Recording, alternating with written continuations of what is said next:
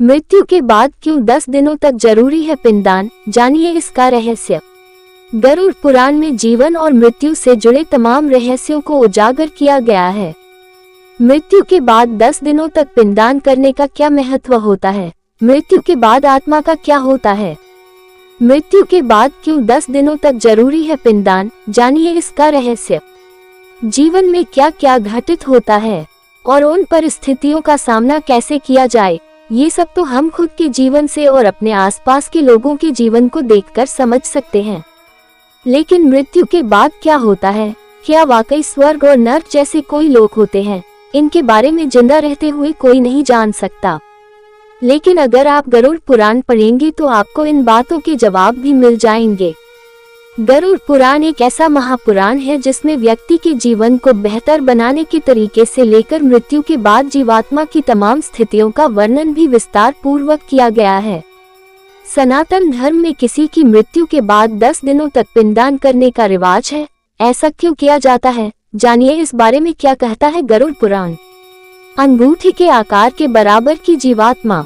गरुड़ पुराण के मुताबिक मृत्यु के समय मनुष्य के प्राण लेने के लिए यमराज के दूत आते हैं।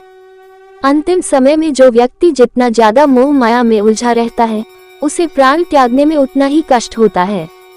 जो व्यक्ति मृत्यु के सत्य का आभास कर लेता है, उसे प्राण त्यागने में ज्यादा कष्ट नहीं होता। गरुड़ पुराण के अनुसार मरने के बाद व्यक्ति के शरीर से अंगूठे के बराबर के आकार की जीवात्मा निकलती है, जिसे यमदूत पकड़कर यमलोक ले जाते हैं। यमलोक से लौटकर धरती पर वापस आती है आत्मा। यमलोक 99,000 योजन दूर है। वहाँ यमदूत जीवात्मा को उसके कर्मों का लेखा जोखा दिखाते हैं। इसके बाद आत्मा को फिर से उसके घर में भेज दिया जाता है। घर आकर जीवात्मा फिर से शरीर में प्रवेश करने की कोशिश करती है, लेकिन यमराज के दूत उसे मुक्त नहीं होने देते। ऐसे में आत्मा भूख प्यास के कारण तड़पती है। मृत्यु के समय उसके पुत्र या परिवारीजन जो पिंडदान करते हैं, उससे भी उसकी तृप्ति नहीं होती। 10 दिन के पिंडदान से मिलती है शक्ति। इस दौरान मृतक के परिजन 10 दिनों तक उसके निमित्त जो पिंडदान करते हैं, उससे उस आत्मा को चलने की शक्ति प्राप्त होती है। 13वें दिन उसी ताकत से वो आत्मा फिर से यमलोक का सफर तय करती है। यदि ये पिंडदान न किया जाए तो जीवात्मा को ताकत नहीं मिलती और यमराज के दूत उसे घसीटते हुए यमलोक लेकर जाते हैं।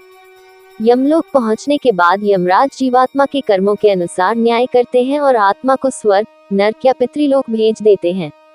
वहां पर आत्मा को अपने कर्मों का भुगतान करना होता है। कर्मों के भुगतान के समय के बाद आत्मा फिर से नया शरीर धारण करके मृत्यु लोक में आती है। ये क्रम तब तक चलता रहता है जब तक उसे मुक्ति नहीं मिल जाती।